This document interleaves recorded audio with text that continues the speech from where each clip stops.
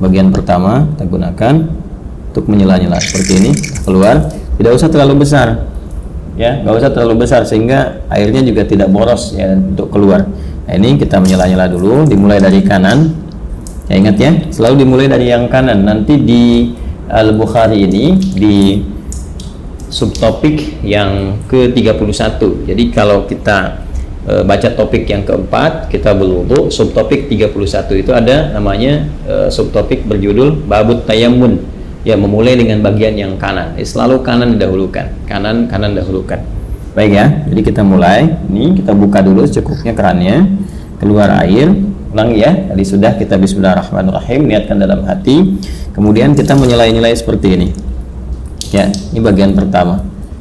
Nah, lalu yang kiri juga dibersihkan dulu seperti ini. Ya, sudah ya. Nah, ini sudah dibersihkan. Nah, ini sunnah ya, sudah sunnah yang pertama kita lakukan, karena yang pertama niatkan mengikat pada rukunnya, pokoknya. Jadi ada pokok yang terkait dengan konfirmasi keadaan hati kita. Rukun yang pertama niat, kan?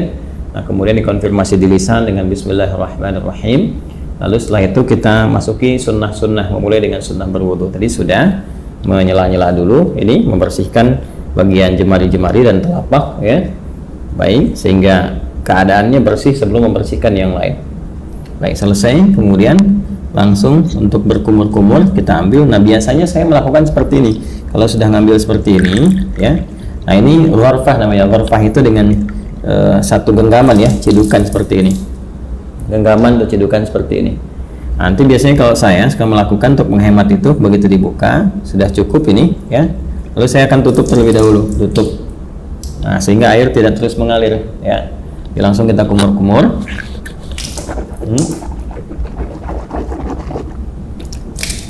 Baik, saya ingin terangkan terlebih dahulu.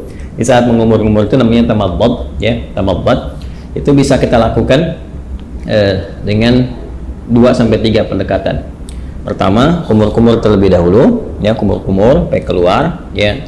Kemudian yang kedua juga kumur-kumur, nanti sebagian airnya langsung dihisap ya, dihisap. Jadi kumur-kumur, sebagian airnya dihisap. Nah, itu yang dihisap itu istinsyak namanya ya, masuk ke dalam hidung, istinsyak, usahakan agak dalam.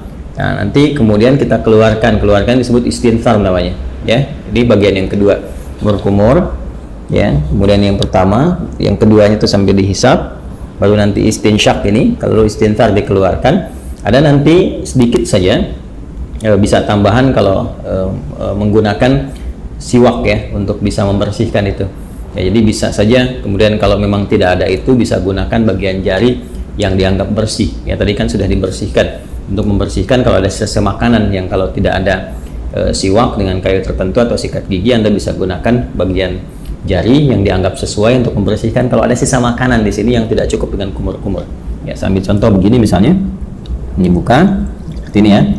Lalu kita mulai ya, lalu kita tutup dulu ini ya, seperti ini.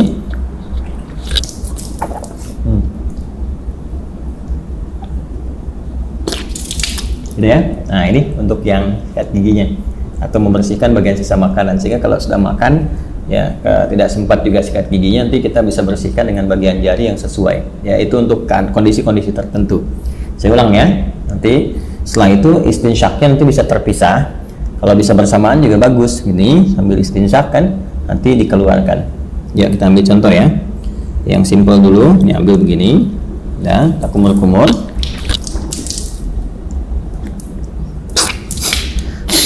ya.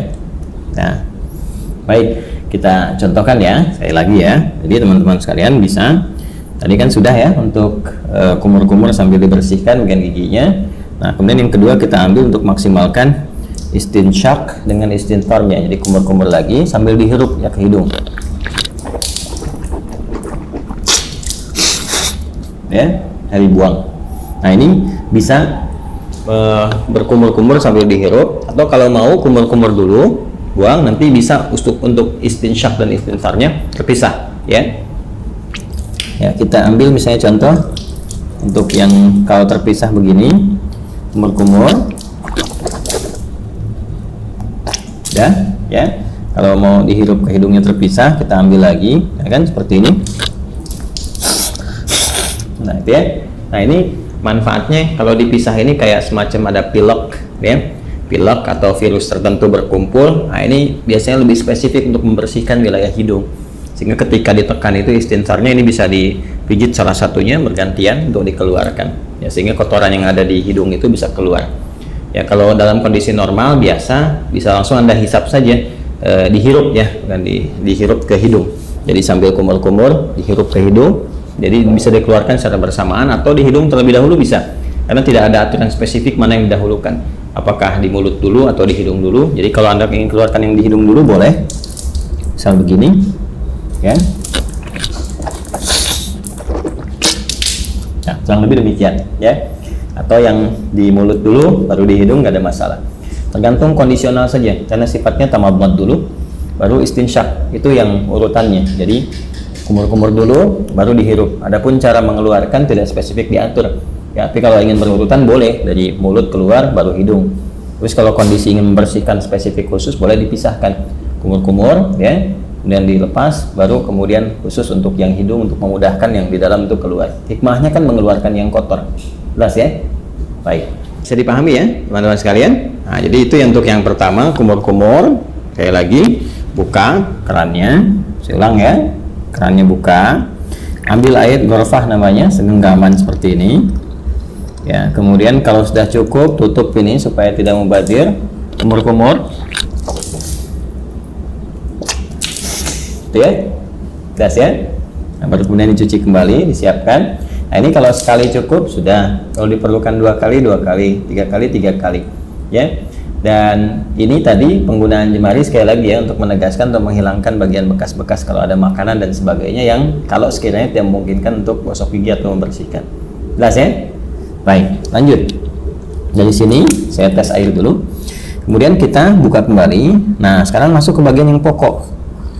Ya, buka lagi, masuk gini, bagian yang pokok, tutup, baru ke wajah. Nah, ini yang ingin saya contohkan, bagian pokok yang paling utama itu. Ini ghasala itu ambil airnya, tumpahkan di wajah begini. Ini lihatnya yang telunjuk gini, oh, seperti ini. Nah, ini bagian jempol yang di sini belakang. Kemudian langsung ke bawah. Nah, ini yang diselai-selai di janggutnya. Ya, maksudnya apa? Supaya meresap air ke pori-pori karena melewati janggut ke dalam sini. Kalau nggak ada janggutnya bisa langsung dibasuh ke dagu, ya, sini. Nah, jadi ini satu, kalau dirasakan belum cukup keseluruhannya, ambil lagi begini, ya, terus seperti ini, kemudian tutup dulu, ya, terus seperti ini, ya. Saya kira 2 kali juga bisa cukup, ya, seperti ini, ya. Nah, ini nanti ada versi yang sekali itu versinya Ibnu Abbas radhiyallahu ta'ala anhuma yang menyontoh praktek Nabi yang pernah menggunakan sekali. Itu kalau di Al-Bukhari, subtopik yang ke-21, marratan, ya. Babul wudu, judulnya itu Babul wudu marratan. Bab pembahasan tentang wudu yang sekali basuh, ya. Kemudian nanti yang versi yang keduanya, subtopik 22, itu yang versinya Abdullah bin Zaid. Babul wudu marrataini, 2 kali. Ya, kemudian versi yang Utsman bin Affan radhiyallahu ta'ala anhu, yaitu yang subtopik 23, itu yang 3 kali, talatan. Nah, versi yang dimaksudkan itu adalah pengalaman sahabat-sahabat mulia ini melihat wudunya Nabi untuk memanfaatkan air, dan juga terkait dengan luasan cakupan, ya, apakah tercakup nggak dengan air itu kepada bagian-bagian yang harus dibasuh atau diusap dalam wudu itu. Prinsipnya demikian. Jadi boleh sekali-sekali, 2 kali, atau 3 kali, dan mendahulukan yang kanan. Ya, mendahulukan yang kanan. Ada namanya sebab yang pernah juga saya utarakan, yang nomor 31 subtopiknya babut tayammun, ya, tentang tayammun ketika Nabi mengajarkan Ummu Atiyah radhiyallahu ta'ala anha bagaimana mendahulukan yang kanan. Jadi kanan dulu baru kemudian kiri. Nah, ini tentang kanan dulu kemudian yang kiri juga akan masuk setelah ini, ya. Setelah kemudian wajah selesai, baru tangan sampai siku. Ini kita ambil lagi, ya, wajah selesai, tangan sampai siku, kumpulkan seperti ini airnya. Nah, teman-teman sekalian, ini, ya. Kemudian tumpahkan di tangan ini, ya, besiku ke sini, lalu ke sini depan, terus sampai ke sini, ya. Nah, ratakan seperti ini. Selesai. Nah, kalau dirasakan belum cukup, rata, buka lagi airnya, ya. Nah, dianggap cukup, ditumpahkan, tutup dulu seperti ini. Nah, nanti bisa dari depan begini, ya. Kemudian ke belakang bisa seperti ini, yang fleksibel saja. Penting air ditumpahkan, bisa ke sini dulu, bisa ke sini dulu. Ya, tadi kan saya mulai dari belakang itu seperti ini, ke depan. Kemudian yang kedua saya mulai dari depan untuk meratakan, ya, seperti ini. Jelas ya? Nah, kemudian setelah itu ke yang kiri, itu ini buka lagi. Nah, tutup seperti ini, ya. Ini boleh fleksibel. Dari mana mulainya? Yang penting dari depan sini ke bagian siku. Ya, nah kurang lebih seperti ini. Ya, kalau mau kita samakan, kalau kanan 2 kali, kiri 2 kali juga ya. Untuk bisa menyeimbangkan, menyamakan seperti ini. Tumpahkan, ya, pas ya. Baik. Nah, ini suasana malam kita prakteknya, jadi diiringi dengan sekuteng lewat. Ya, teman-teman. Saya, nah selesai. Kemudian mengusap kepala, bukan rambut, ya. Karena kepala, ingat bagian mengusap itu ambil. Nah, ini kan dipercikan nih, ya. Dipercikan seperti ini, ya. Nah, jadi kita pun nggak harus terlalu banyak ngambilnya. Saya ambil secukupnya, percikan dan.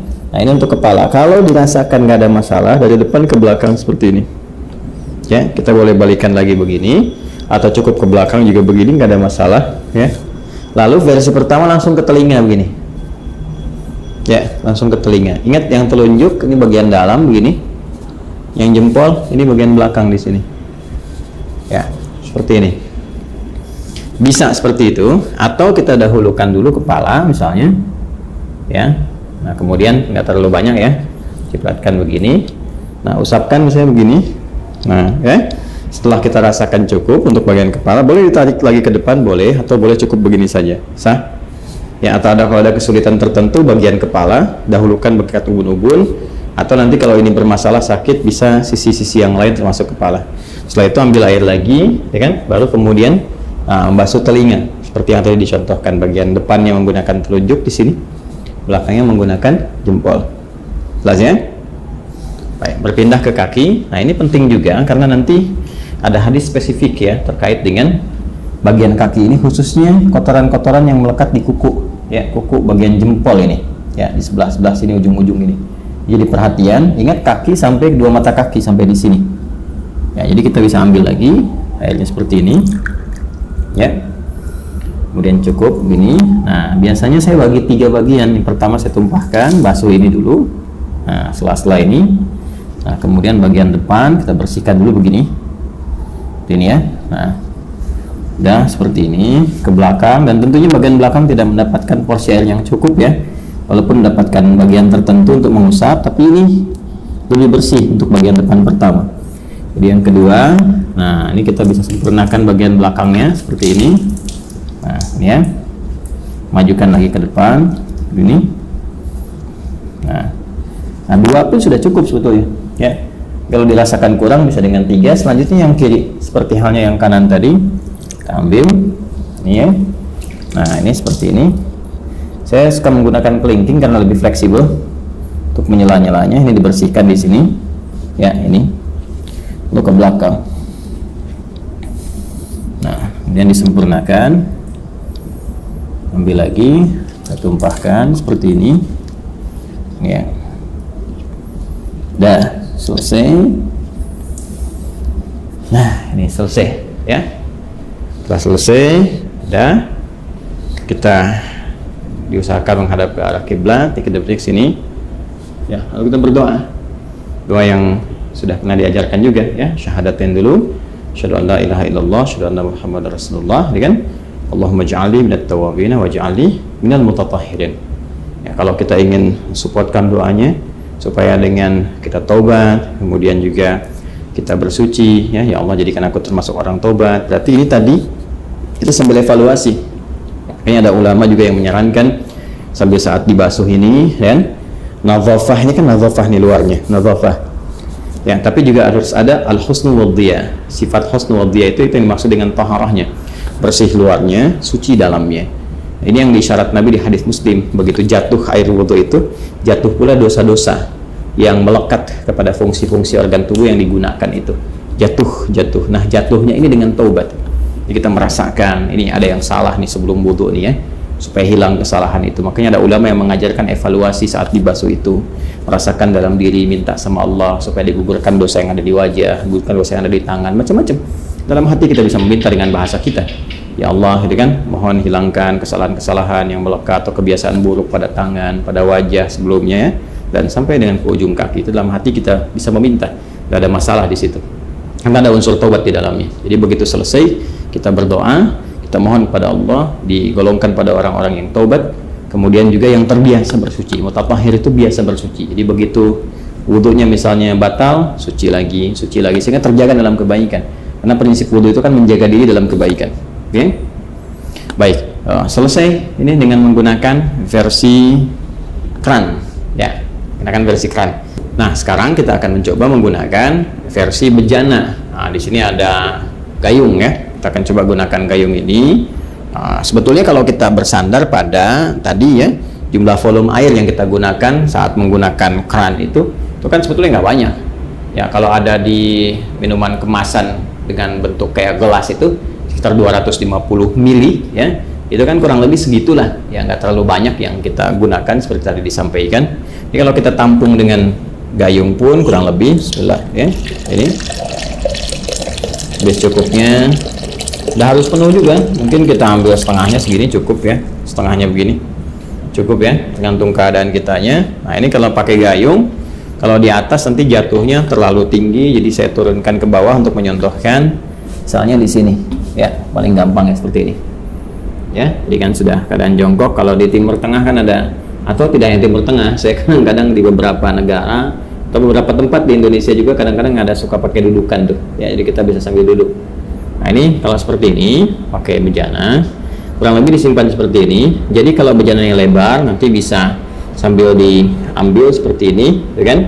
Nah, tapi dengan catatan juga nanti tidak ada sisa-sisa air yang terlalu banyak yang melekat di lengan ya, khususnya di telapak ini, sehingga mencampur kepada yang sudah ada. Jadi amannya, kalau mau aman apalagi dengan kondisi seperti ini, kita tuangkan seperti ini ya, jelas ya. Ini bagian pertama. Nah, terus kemudian seperti ini.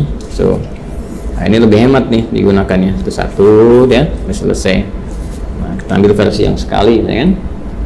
Nah, kemudian dari sini ambil lagi kan. Nah, ini ya. Nah, ini kumur-kumur. Ya, kalau dirasakan belum cukup, ada yang sekali, dua kali, seperti tadi saya contohkan, nggak ada bedanya dengan yang pertama. Kemudian ngambil lagi gini ya. Nah, ini sama persis teman-teman sekalian, nggak ada bedanya dengan yang pertama tadi. Kita wajah ini ya, seperti ini tuh ya, seperti tadi ya, diulang. Kemudian selanjutnya untuk tangan seperti ini ya, baik dari depan dari belakang, yang penting dimulai dari sini ya sampai ke siku. Nah, yang kanan sudah, kita gunakan bagian yang kirinya ya, sama saja seperti yang saya contohkan tadi. Kita ambil dulu ya. Nah, ini ambil, kemudian paskan dulu gayungnya, karena ini kan nggak rata di sininya ya teman-teman. Kalau kita mau pindahkan sini juga boleh sebetulnya, nggak ada masalah ya. Nah, kemudian jatuhkan di sini. Nah, seperti ini ya. Baik, ayo cari pijakan biar aman, biar nggak tumpah atau seperti kayak gini kan agak susah ya keseimbangannya. Nah, kemudian seperti ini ya, dicipratkan sedikit, kemudian kepala balikan kembali atau tidak sama sekali ke sini, nggak ada masalah, ke telinga seperti ini. Nah ya, kurang lebih seperti itu. Kalau ini ada sedikit di bawah kita, maka kita harus agak naik untuk membasuh kaki ya, seperti ini. Nah, kita naikkan begini ya, seperti yang tadi pertama ini. Baik, kemudian diambil lagi ya, seperti ini ke belakang untuk meratakan. Dia dua kali ya teman-teman sekalian ya. Ya, kemudian pakai yang kirinya seperti ini, seperti yang dicontohkan di awal tadi Setelah itu kita ambil lagi sekali lagi. Nah, jadi seperti ini ya.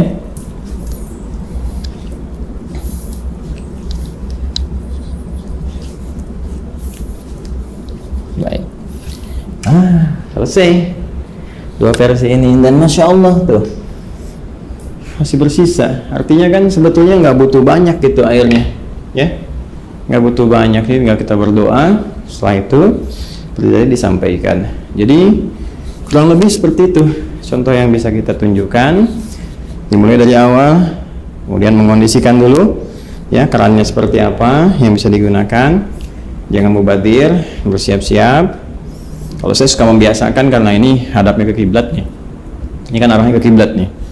Saya suka membiasakan kalau ada aktivitas terutama terkait ibadah, cari yang kira-kira posisinya ketika dikerjakan menghadap ke arah kiblat. Itu hanya kebiasaan saja dan tidak harus demikian, tapi kalau bisa dikerjakan ya itu lebih bagus ya.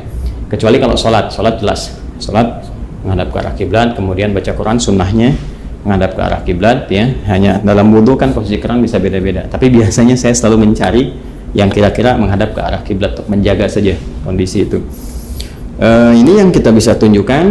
Kemudian selanjutnya tadi sudah mengondisikan, lalu mulai berniat ya, dan dimulai nanti dari mulai sunnah sampai ke pokok-pokoknya sampai yang terakhir, dan dilakukan dengan tertib, nggak boleh lompat-lompat ya, terus dijaga, jangan sambil juga diskusi, ngobrol sama teman-teman dan sebagainya, tidak, supaya bisa fokus dalam berwudu dengan suasana batin yang nyaman. Kalau ini kan saya mencontohkan contoh, bukan dalam praktek yang sesungguhnya dikerjakan untuk kepentingan tertentu ibadah, tapi ini untuk kepentingan edukasi bagi teman-teman sehingga mempraktekkan setiap tahapan-tahapannya seperti yang kita pelajari. Jadi itu prakteknya dan telah selesai kita tunjukkan. Alhamdulillah di suasana pagi ya, atau subuh menjelang pagi, teman-teman bisa belajar, dan saya mengambil video ini malam-malam nih setelah tugas, malam-malam langsung ke masjid dan kita praktekkan sehingga suasananya cukup berbeda ya. Alhamdulillah bisa direkam dengan cukup baik dan sekarang kita pelajari bersama. Saya kira itu yang bisa disampaikan. Terima kasih atas perhatian teman-teman semuanya, semoga bermanfaat pelajaran kita kali ini, dan lebih daripada itu semoga semuanya diridhai oleh Allah Subhanahu wa taala. Sekali lagi terima kasih atas perhatiannya. Silahkan dicoba untuk dipahami, dipraktekkan baik-baik, dan hal-hal yang terkait dengan pendalaman kita insya Allah bahas di sesi Zoom ya. Misalnya tentang bagaimana menggunakan di satu bejana untuk penggunaan oleh 2 atau 3 orang atau lebih misalnya. Kemudian juga kapan posisi bersiwak kalau dalam berwudu, kalau ada kayu siwaknya misalnya ya, apakah posisinya sebelum sholatnya atau dalam wudunya atau setelahnya. Nah, itu kita bisa diuraikan di kesempatan-kesempatan dalam sesi pendalaman. Yang tadi yang saya tunjukkan adalah keumuman yang bisa dipraktekkan oleh siapapun, yang tidak ada beda antara laki-laki dengan perempuan. Demikian, semoga Allah merahmati. Subhanakallahumma bihamdika asyhadu an la ilaha illa anta astaghfiruka wa atubu ilaik. Assalamualaikum warahmatullahi wabarakatuh.